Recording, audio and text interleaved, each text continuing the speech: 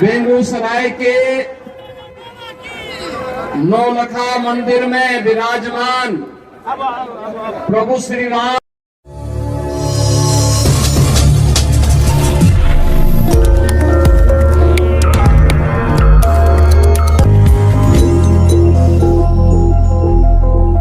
लोकसभा चुनाव के चौथे चरण के चुनाव प्रचार के अंतिम दिन बेगूसराय के फर्टिलाइजर मैदान में उत्तर प्रदेश के मुख्यमंत्री योगी आदित्यनाथ पहुंचे, जहां उन्होंने लालू यादव और कांग्रेस पर जमकर निशाना साधा। इस अवसर पर उन्होंने कहा कि मैं आज बेगूसराय इसलिए आया हूं कि 500 वर्षों के इतिहास को समाप्त कर अयोध्या में रामलला की स्थापना करने के कारण सर्वाधिक खुशी मां जानकी की भूमि के नाते होने के कारण आपको हुई है।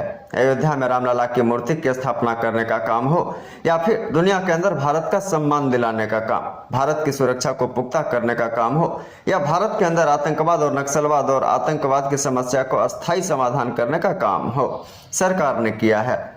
जब देश में कांग्रेस और लालू की सरकार थी तो देश में आतंकवादी घटनाएं घटती थी तो सरकार कार्रवाई के बदले कहती थी आतंकवाद सीमा पार से है, लेकिन मोदी की सरकार में आज सीमा पार से आतंकवाद नहीं है। जोर से पटाखा भी फूटता है तो पाकिस्तान को सफाई देनी पड़ती है। जब मजबूत सरकार होती है तो ऐसा ही होता है, लेकिन जब मजबूर सरकार होती है तो उन्होंने कहा कि यह चुनाव राम भक्तों और रामद्रोहियों के बीच का चुनाव है। जो राम भक्त हैं उनका प्रेम सबका साथ सबका विकास को लेकर है और जो रामद्रोही हैं उनका प्रेम पाकिस्तान के प्रति है। ऐसे लोग राम भक्तों पर गोली चलाकर किसी माफिया के मरने पर मातम मनाते रहते हैं। बिहार नहीं, देश में लालू और कांग्रेस के नेतृत्व में देश में अराजकता चरम पर पहुंची थी। नक्सलवाद और आतंकवाद सर चढ़कर बोल रहा था, गुंडागर्दी चरम पर थी। उत्तर प्रदेश से 80 लोकसभा सीट है और हमने तो तय किया उत्तर प्रदेश वासियों ने कि 80 की 80 लोकसभा सीट पर कमल खिलाएंगे मोदी जी को। 80 मोदी जी को खिलाएंगे। और मैं अब तक कह सकता हूं कि कई राज्यों में मुझे जाने का अवसर प्राप्त हुआ। एक ही स्वर गूंज रहा है और वह है फिर एक बार,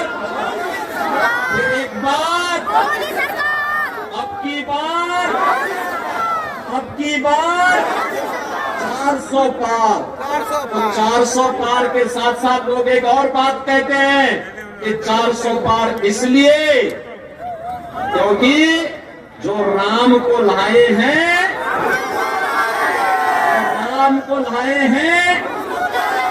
और चुनाव तो बहनों और भाइयों बहुत स्पष्ट हो चुका है। राम भक्तों और रामद्रोहियों के बीच में चुनाव जा चुका है।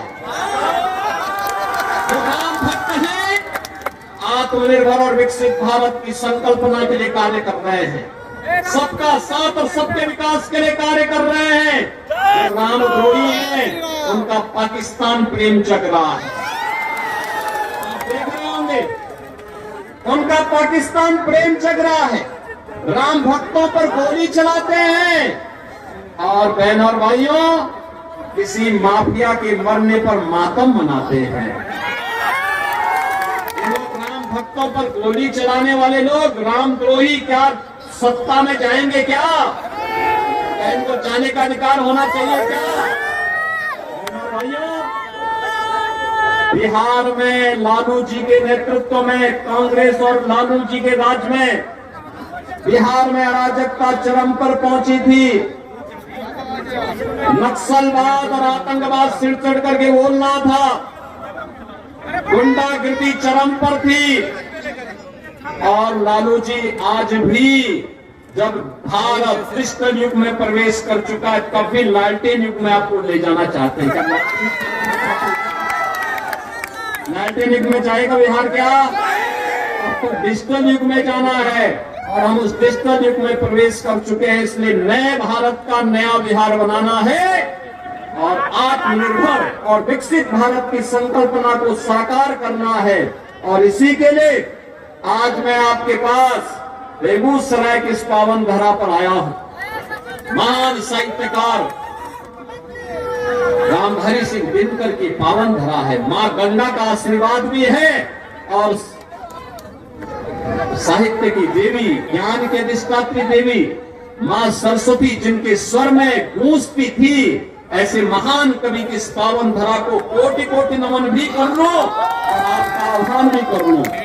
देखो, आपके द्वारा चुना गया प्रतिनिधि, आपका सांसद विकास भी कराया और बिना रुके, बिना टिके, बिना थके, बिना झुके विकास भी कराया और मूल्य और आदर्शों के साथ आपके लिए लड़ता रहा। ऐसे प्रतिनिधि बार बार चुने जाने चाहिए। चुने जाने चाहिए कि नहीं चुने जाने चाहिए? चुने जाएंगे ना। और भाइयों, चुनाव के दौरान जनप्रतिनिधि से ये उम्मीद करना कि घर घर जाए, संसदीय क्षेत्र बहुत बड़ा होता है, बहुत कठिन होता है, क्योंकि वे प्रदेश के, देश के बड़े नेता हैं, कई जगह उनको जाना होता है। इसलिए मेरी आपसे अपील होगी कि मोदी जी का प्रतिनिधि बनकर और स्वयं गिरिराज सिंह बनकर के घर घर जाकर के घर घर जाइए, देश को बचाने के लिए आगे आइए। एक कांग्रेस और आरजेडी का गठबंधन भारत के विभाजन की नींव तैयार कर रहा है। बाबा साहब भीमराव अंबेडकर के द्वारा बनाए गए संविधान में ओबीसी का आरक्षण मिलना चाहिए। अगर ओबीसी का आरक्षण आप उनको दे देंगे तो फिर हमारा ओबीसी कहां जाएगा? कहां जाएगा? और कांग्रेस ने एससी के आरक्षण को राजेंद्र सच्चर कमेटी बना करके पहले ही सेंध लगाने की शुरुआत की थी। बहनों और भाइयों, इनकी साजिश को सफल नहीं होने देना है। और दूसरा महान पाप कांग्रेस क्या करने जा रही है? कांग्रेस ने अपने मैनिफेस्टो में कहा है कि अगर वो सत्ता में आएगी तो सत्ता में आने पे अल्पसंख्यकों की रुचि के अनुसार उनको खान पान की स्वतंत्रता देगी। बहनों और भाइयों, मैं आपसे पूछना चाहता हूं, ऐसा कौन सा भोजन है जो अल्पसंख्यकों को रुचिकर लगता हो और बहुसंख्यकों को नापसंद हो? सत्तू तो सभी खाते हैं, बाटी चोखा भी सभी खाते हैं, लेकिन एक में है, हमारा बहुसंख्यक समाज कहता हम गौ मांस नहीं खाएंगे, गौ हत्या की बर्दाश्त नहीं करेंगे। आप इसको स्वीकार करेंगे क्या? कांग्रेस की मंशा को, आरजेडी की मंशा स्वीकार होगी?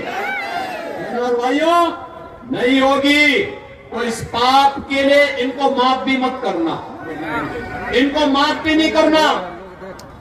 जो लोग रामद्रोही हैं, जो बाबा साहब भीमराव अंबेडकर के द्वारा बनाए गए संविधान को धार्मिक आधार पर बांटना चाहते हैं, जिन लोगों ने आपको विकास से वंचित किया, जो लोग बिहार में अराजकता के कारण थे, ये चुनाव उनकी जमानत को जब्त करने का एक माध्यम बना। सहमत हैं? कल्याणकारी योजनाओं के रूप में आज भारतीय जनता पार्टी और एनडीए की सरकार मोदी जी के नेतृत्व में एक नए भारत का दर्शन करा रही है। तो नए भारत का नया बिहार भी बनना चाहिए कि नहीं बनना चाहिए? नए भारत का नया बिहार आप देख रहे होंगे, आपने देखा होगा। बहनों और भाइयों, जब कांग्रेस और आरजेडी की सरकार थी तब आतंकी घटनाएं घटित होती थी, और जब आतंकवाद पर कार्रवाई करने की बात होती तो ये लोग क्या कहते थे? कहते थे आतंकवाद सीमा पार से है। एक ही बहाना होता था, सीमा पार से आतंकवाद। बहनों और भाइयों, आज सीमा पार से आतंकवाद नहीं, आज तो कोई जोर से पटाखा भी फट जाए ना तो पाकिस्तान सबसे पहले सफाई देता कि मेरा हाथ नहीं है। जब मजबूत सरकार होती है तो ऐसे ही दुश्मन अपनी औकात पे रहते हैं। जब मजबूर सरकार होती है तो आतंकवाद सिर चढ़ करके बोलता है।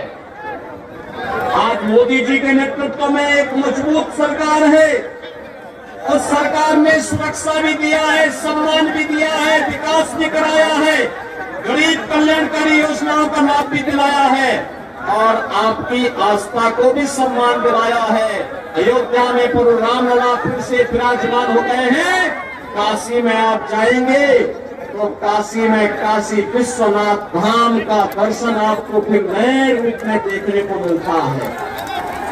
मां गंगा की अविरत और निर्मलता के लिए भी कार्य हुआ है।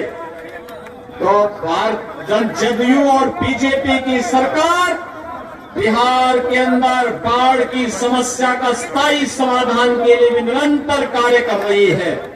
बहनों और भाइयों, भारतीय जनता पार्टी आज अपने सहयोगी दल जदयू, लोजपा और अपने अन्य सहयोगी दलों के साथ मिलकर के इस चुनाव में इसलिए आई है कि मोदी जी के नेतृत्व में 10 वर्ष में हमने एक आधार तैयार किया है विकसित भारत का।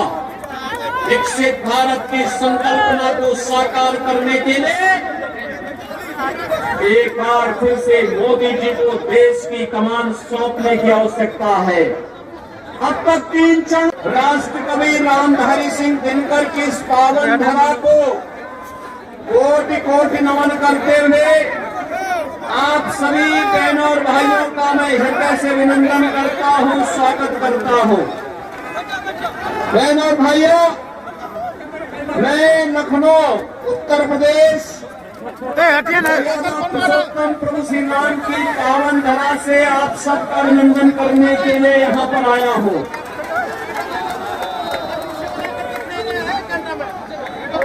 और इसलिए मैं आया हूँ क्योंकि 500 वर्षों का इंतजार समाप्त करके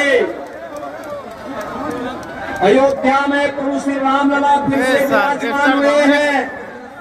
तो स्वाभाविक रूप से मां जानकी के मायके के नाते सर्वाधिक खुशी आप लोगों को हुई है।